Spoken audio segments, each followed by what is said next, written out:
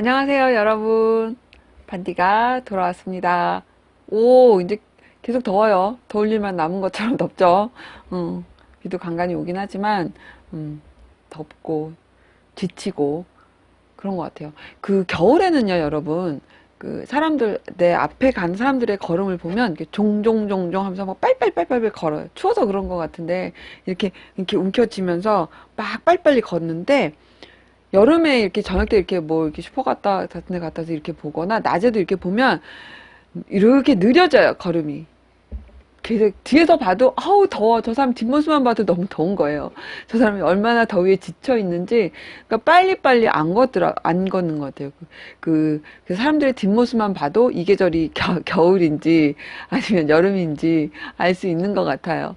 어 근데 뭐 이제 그 복날 지나고 말복까지 지나고 나면 또 어른들이 그러시죠. 말복까지 보내고 나면 더위는 이제 끝났다. 거의 이제 시원해질 거야 라고 말씀하시죠. 그것도 맞는 것 같아요. 그때부터 이제 찬바람 불잖아요. 그 말복 지나고 나면 이제 해수욕장도 거의 폐장을 하니까. 근데 올해는 5월달이 그 윤달이면서 조금 여름이 길죠. 늦게 시작됐죠. 어, 그래서 추석도 그 10월 초잖아요. 아, 맞다. 추석 연휴 굉장히 길잖아요, 이번에. 완전 신나죠, 여러분. 다들 무슨 계획 세우셨어요? 아, 그 계획, 엄마들은 좀 싫죠? 아이들 뭐 어디, 뭐 여행 계획을 뭐 세우든 안 세우든 상관없이 아이가 학교에 안 가는 그 긴 세월이 싫습니다. 뭐 지금 방학고 방학인데요. 아이들의 방학은 엄마들의 개학이라고들 얘기를 하잖아요. 아무튼 그래도 연휴가 긴 건 좋죠. 짧은 거보단 좋죠. 그리고 뭐 하루 쉬고 하루 가고 뭐 이런 거보다는 그렇게 긴 연휴가 있어서 푹 쉬는 건 좋을 것 같아요. 음, 그 해외 여행으로 나가는 그 비행기도 거의 예약이 됐다 그러더라고요. 그리고 그게 이제 추석이랑 겹치니까 또 명절도 보내야 되잖아요.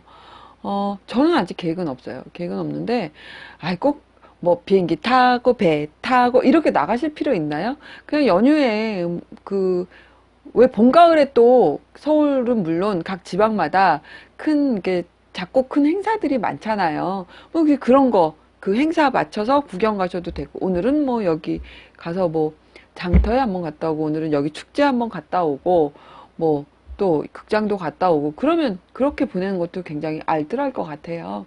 그러면 피로감도 덜하고 쉴 만큼 쉬고 그리고 맛있는 거 해먹지 말고 맛있는 거 밖에 나가서 좀 외식도 하고 그렇게 이제 연휴 보내시면 좋죠. 외식하자 그래서 짝짝짝 박수 치시는 분들 계시죠? 어. 또 주부님들을 너무 괴롭히지 말자고요. 연휴 때 하루 세끼 꼬박꼬박 거의 간식까지 그러지 마시고요. 음, 연휴 막 하루 종일 집에 있을 때는 좀 밖에 나와서 외식도 하고 그러면 좋을 것 같아요. 가뜩이나 그때 이제 추석 명절이 있어서 다 같이 주부님들 힘드시잖아요. 어머님도 힘드시고. 음. 그렇게 보내시면 좋을 것 같습니다. 근데 뭐 벌써 10월 연휴 얘기하시는데 금방입니다, 여러분. 벌써 7월 다 가잖아요. 7월 가고 이제 뭐 애들 막 방학이라 복작복작 하다가 8월 달에 이제 8월 중순 넘어가면서 계약하면 또 학교 보내죠? 그러면 이제 9월 달 되죠? 9월 달 되면은 미리 걱정하잖아요. 연일 9월 달부터 또 뉴스에 그거 나올걸요? 이번 추석 장보기는 마트는 얼마, 뭐 재래시장은 얼마, 뭐 이러면서 또 뭐 추석장이 얼마나 예년에 비해서 몇 프로 올랐는지 이런 얘기 나오고 그런 얘기 쭉 듣다 보면 추석이에요. 10월 연휴. 금방이에요, 여러분. 여러분 여름 다 갔네요. 겨울입니다. 눈 오겠어요.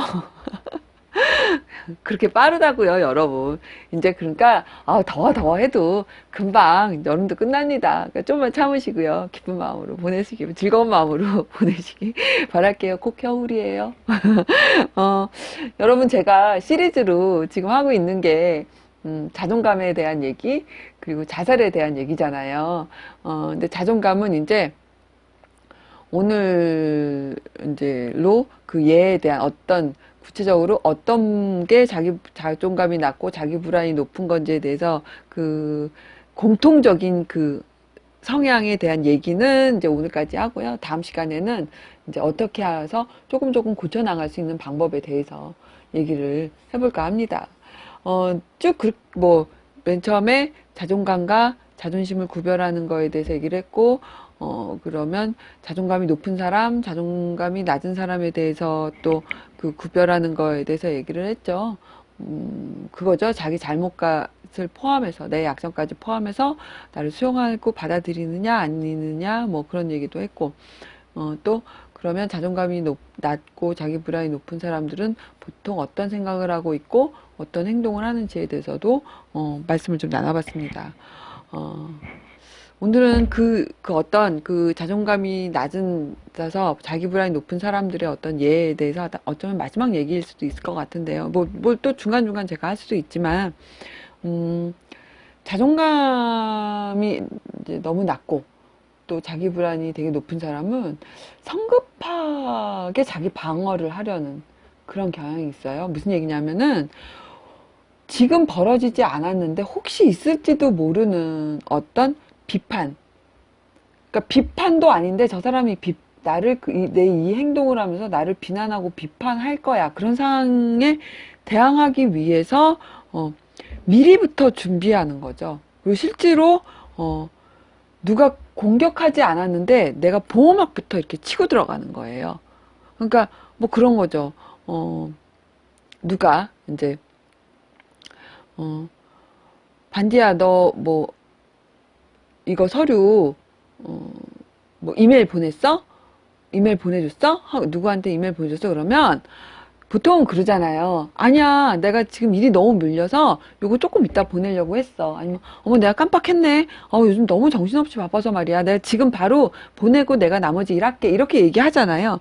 근데 이제 그러면 끝나는 거고 아무 뭐 그게 비난이나 비판을 하려고 이 사람이 질문한 게 아니라 그냥 그 이메일을 보냈냐고만 물어본 건데, 그러니까 자기 불안이 높은 사람은 아까 제가 뭐랬냐면 뭐 공격하지 않았는데도 대항하기 위해서 내 보호막을 친다 그랬잖아요. 그러니까 똑같이 반디야 너 이거 이메일 보냈어? 그러면 야 내가 지금 얼마나 일이 많은데 얼마나 바쁜데 네가 내 지금 얼마나 바쁜지 알기나 해? 그냥 대답이 이렇게 나와버리는 거예요. 좀 어긋나죠. 그냥 이메일 보냈냐고 물어봤는데 네가 내가 얼마나 바쁜지 알기나 해? 그런데 그 이메일 보낸 거를 나한테 확인하는 거야. 이제 이런 끝이 내포된 그런 질문을 하게 되는 거죠. 그러면 질문하는 사람들이 약간 당황스럽죠. 그러면 이제, 그랬어? 너 요즘 많이 바쁘구나. 뭐, 잠깐 나와서 커피 한잔 할까? 내가 살게. 뭐, 이러면, 야, 커피 넣으면 내가 지금 커피 마실 시간이 어딨니? 또 이렇게 돼버리는 거예요. 그러면 내가 피곤하다는 거를 저 사람이 나 피곤해서 내가 일이 많아서 커피 사준다는 건 내가 능력 없다고 얘기하는 거 아닐까? 또 이런 식으로까지 생각을 하게 되는 거죠. 그러니까 남들은 절대 비판이나 비난을 하려고 하지 않고 한 얘기가 이 사람한테는 나는 늘 내가 한 실수에 대해서 준비를 하고 있어야 돼 라는 마음을, 그러니까 얼마나 늘 불안한 거잖아요. 그리고 또 한 가지는 제가 자기 불안이 높은 사람들은 싫다는 거절을 잘 못한다고 말씀을 드렸잖아요. 그 이유가 뭔지 기억이 나세요? 그쵸.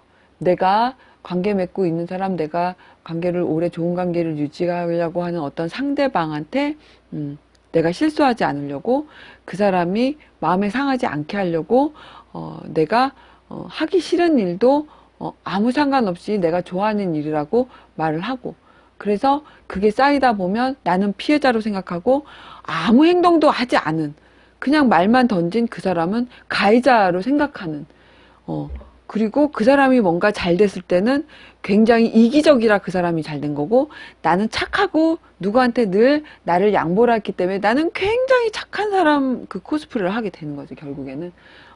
그런 지형까지 온다고 말씀을 드렸죠. 그래서, 싫다는 말을 잘 못하기 때문에 주변 사람들의 어떤 요구나 이런 게 굉장히, 주변 사람들의 말에 대해서 굉장히 심각하게 압박감을 느끼는 거예요. 그래서, 그런 분들은 대부분 생각이나 내 감정을 이렇게 늘 정리해서 얘기를 하려고 하기 때문에 시간이 오래 걸려요. 그래서 즉흥적으로 이 사람에 대한 어떤 기대나 요구를 표현해야 되는 어떤 그런 질문이 즉흥적으로 들어왔을 때는 굉장히 당황스럽고 준비를 안 했기 때문에 큰 압박을 느끼는 거예요. 왜냐하면 늘 나는 상대방한테 맞춰야 되고 상대방을 실망시키고 싶은 마음이 없기 때문에. 그래서 나는 그 사람이 내가 그 사람한테 실망을 줘서 나와의 관계가 끊어지는 게 굉장히 두렵기 때문에, 어떤 그 즉흥 거에 대한 답을 잘 못하게 되고, 만약 그런 게 오면 얼버무리게 되고, 그래서 나는, 얼버무리고 애둘러 대답한 거임에도 불구하고 나 스스로는 생각이 어떻게 되냐면 나는 정확한 거절을 했어 라고 느끼게 된다고 지난번에도 말씀을 드렸잖아요. 그래서 난 분명히 싫다고 했는데 쟤는 왜 나한테 자꾸 저녁을 먹으러 가자 그러지? 근데 막상 객관적으로 봤을 때 정확한 싫다가 아니라 내가 이번 주말은 바빠라고 얘기를 했으니까 그 상대방은 그럼 다음 주말은 또 약속을 잡으려고 하는 거죠.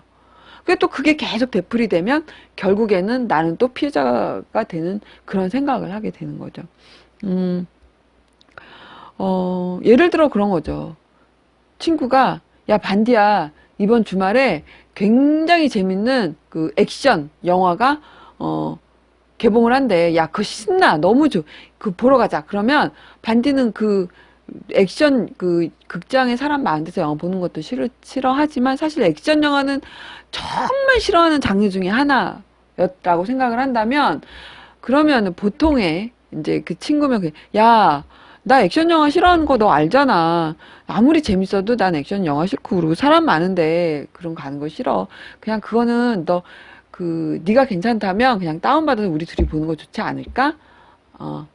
그게 싫으면 그냥 넌 딴 친구랑 가고, 야, 나는 그 재밌는 로맨스, 뭐 이런 영화 할 때 우리 같이 보러 가자. 뭐 이렇게 하면은, 쟤는 그걸 싫어하는구나. 그래, 그럼 다음에 뭐 다른 영화 보러 가자. 뭐 이렇게 해결이 되는 건데, 이 자존감이 낮은 사람은 그냥, 나 이번 주말에 바쁜데? 이렇게 되는 거예요. 그리고 나 별로 영화 보고 그게 아닌데? 그러면은, 야, 그 사람은 이제 이 사람이 액션 영화를 싫어한다고 생각하는 게 아니라 약간 자기가 설명을 덜 했다고 생각해서, 야, 그 주인공이 뭐, 예를 들어서 뭐, 유명한 그 사람이야. 너 그 사람 좋아하지 않아? 야, 그 사람 싫어하는 사람이 어딨냐? 그리고 이번에 CG가 아니라 뭐, 차 12대가 진짜 차가 막 부서진 데 끝내준대. 뭐, 막 그런 얘기를 하면 이 사람이 거절을 못 하고요. 그냥 가야겠다. 그래서 그래 가자. 약속을 잡고 가게 됩니다. 그러면 그 사람 많은 극장도 싫어하는데 거기에 앉아서 그 싫어하는 액션 영화를 보면 그 2시간 남짓 되는 그 러닝타임 동안 얼마나 힘들겠어요. 근데 그게 자꾸 되풀이 되면요. 지난번에도 말씀드린 것처럼 나는 피해자가 되고 내 친구는 가해자 입장이 되니까 자꾸 불만이 쌓이는 거예요. 그러면 원래 내가 이 사람한테 거절을 못하고 맞춰주려고 했던 이유가 뭐냐면 이 사람의 관계가 끊어지고 멀어질까봐 걱정해서 맞춰줬는데 결국에는 그 두 사람의 사이가 멀어지게 되는 거죠. 이유 없이 나는 이 사람이 내가 거절을 했다고 생각했는데도 그게 그렇게 받아들여지지 않으니까 이 불만이 되고 그러면 이제 내 행동이 변화가 오고 그러면서 이렇게 점점점 멀어지게 되는 거죠. 결국에 사이가 멀어지게 되는 거예요. 내가 정확한 표현을 못해서. 그리고 또 하나, 자꾸 나를 극장의 액션 영화를, 같이 가자고 하는 저 사람이 되게 이기적이고 느껴질 뿐더러, 동시에 나는 그 사람에 대해서 굉장히 열등감이 느껴지는 거예요. 왜냐면, 그 사람 설명을 듣고, 액션 영화를 좋아하지 않는 나는 사회적으로 굉장히 뒤떨어진 사람이라는 그런 느낌을 갖게 되는 거예요. 그런 생각을 하면서 나는 굉장히 열등감에 사로잡히는 거죠. 그죠? 그거는 아무 상관이 없는 거잖아요. 그런데 이 친구는 반디가 나보다 영화 보는 수준이 낮아. 이렇게 보는 게 아니고 똑같이 동등한 입장에서 반디를 보고 똑같은 친구 입장에서 얘기를 함께 한 거죠. 그러니까 이 사람은 아무 잘못이 없는 거예요. 거절을 한 게 아니기 때문에. 그리고 또 이 사람 그런 것도 얘가 이 영화를 별로 잘 몰랐는데 내가 설명을 잘해서 반디가 나랑 영화를 보러 가는구나. 내가 좋은 영화를 너무 잘 소개해 줬거나 이렇게 생각을 하는 거거든요. 그러니까 이게 차이가 너무 나잖아요. 반디랑 이사 친구의 입장은 너무 차이가 많이 나고 이게 점점 벌어지게 되는 거죠. 그러니까 사이가 멀어질 수밖에 없는 거죠. 이런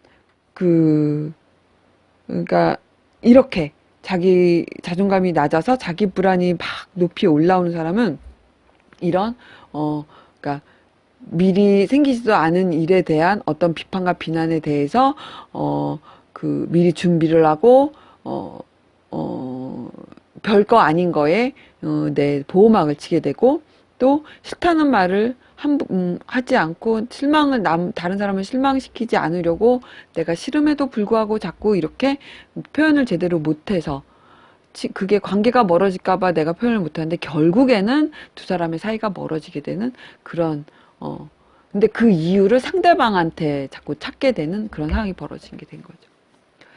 이제 오늘까지 그 자존감이 낮고 자기 불안이 높은 사람에 대해서 이제 이거 말고도 굉장히 많은 케이스가 있는데 제가 이 정도 얘기를 하고요. 다음 시간에는 그러면 이제 앞으로 무엇을 어떻게 바꿔야지만 내가 손상된 내 자존감을 회복시킬 수 있을까에 대해서 제가 몇 번 얘기를 드릴까 합니다. 근데 여러분, 그런 것들이, 한 번에 뭐 다리미로 싹 다려서 옷에 주름이 싹 펴지는 것처럼 한 번에 싹 고쳐지는 건 아니에요. 그런 기대를 갖고, 뭐 상담실을 가거나 뭐 누구 얘기를 듣고 책을 읽거나 하시는 거는 안 되고요. 그러니까 내 말투 하나, 내 작은 생각 하나, 내 아주 소소한 습관 하나가 조금씩 바뀌어야 되는 거거든요. 그게 이제 조금 나는 뭐 아직 왜 내가 이걸 했는데도 난 이렇게 바뀌지 않지? 라고 생각하는 게 아니라 나도 모르게 그 말투, 습관, 행동 아주 그거 작은 거 눈에 띄지 않는 이건 누구나 평범하게 하는 행동이야 하는 그거부터 조금씩 고쳐나가기 시작하면 그게 이렇게 쌓이면서 가속도가 붙으면서 내가 어느 순간 나는 친구의 요구에 내가 나 자신이 그거 싫어 하고 굉장히 내 싫다는 표현을 하게 되는 나 자신을 발견하게 되는 날이 오게 되는 거죠. 그렇게 자존감을 회복시키는 어느 날 주름이 쫙 펴지듯이 아니면 그 소나기가 확 내리고 그 다음에 해가 반짝 뜨듯이 그렇게 되는 게 아니라는 거죠. 손상된 자존감을 회복시키는 데는 그런 쭉 시간이 좀 걸리는 그런 변화가 모아서 그렇게 바뀌기 시작하는 겁니다. 사람은요, 늘 자존감이 이렇게 높아 있을 수는 없어요. 내려왔다 올라왔다 하는 거예요. 그치만 제가 늘 말씀드리듯이 내가 늘 내 몸을 건강하기 위해서 운동하고 좋은 거 먹고 나쁜 건 되도록이면 먹지 않으려고 노력하고 잠도 푹 자고 피곤하지 않게 하려고 노력하는 그 모든 것들이 내 면역력을 높여줘서 내가 다치거나 아팠을 때 회복력이 빨라지듯이요. 마음이나 생각도 내가 늘 행동, 말투, 습관 이런 것들을 긍정적으로 이렇게 조금씩 그 행동을 해서 그게 쌓이다 보면 내가 자존감이 이렇게 떨어지는 경우에도 금방 회복할 수 있고 내가 마음의 상처를 받아도 다시 또 금방 올라갈 수 있고 금방 회복될 수 있는 이게 자유롭게 이렇게 올라가고 내려왔다 하게 되는 거예요. 내가 여러 가지 뭐 치료를 받고 뭘 하고 해서 내가 이렇게 높여놨는데 내가 어느 순간 왜 또 이렇게 처지지? 그거에 대해서 불안하실 필요 없어요. 사람은 누구나 이렇게 돼요. 근데 그동안 이제 막 많은 훈련을 하신 분은 금방 또 이렇게 회복이 된다는 얘기죠. 이렇게 올라갔다 내려갔다. 내가 감기 걸렸다 나았는데 나는 3일 만에 약을 먹고 나았고 이 친구는 한 달을 먹어 나았고 이게 조금 차이가 있는 뿐이지 이렇게 그 빨리 낫게 빨리 회복하기 위해서 내 마음에 내 생각에 면역력을 높이자는 말씀입니다. 여러분 오늘도 남은 하루 행복하게 보내시고요. 제가 늘 그랬죠? 나의 가장 소중한 내 편은 나 자신이에요, 여러분. 나를 행복하게 하는 그런 하루 보내시기 바랍니다. 감사합니다.